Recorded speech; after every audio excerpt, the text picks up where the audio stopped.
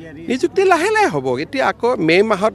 এতিয়াতো এপ্ৰিলত পঞ্চায়ত ইলেকশ্যন হ'ব সেই সময়তো অৰেল নহয় মে'ত অৰেল হ'ব যিমান পোষ্ট আছে তাৰ দুগুণ ল'ৰা ছোৱালী পাছ কৰিছে এদিনত 100 জনতকৈ বেছি অৰেল ল'ব নোৱাৰি 1.5 মাহ অৰেল চলিব গতিকে জুনৰ মাহটো অৰেলত যাব এতিয়া মই মুখত কোনো ডেট দিব খোজা নাই তেতিয়া আকৌ মানুহে ক'ব আপুনি জুলাই বুলি কৈছিল কিজানি জুলাই নহয় আগষ্টতো হ'ব পাৰে গতিকে আমাৰ কাৰ্যকালতে নিযুক্তি হ'ব কাট অফ মাৰ্ক হাই হোৱা ল' হোৱাটো ডিপেণ্ড কৰে যে কিমান পোষ্ট আছে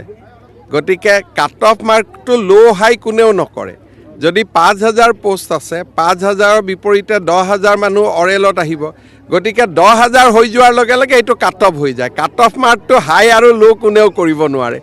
এইটো মেৰিটৰ ওপৰত ডিপেণ্ড কৰে বেছি যদি চোকা ল'ৰা 10,000ৰ ভিতৰত সোমাই যায় তেওঁলোকে কাট অফ মাৰ্কটো উঠাই দিয়ে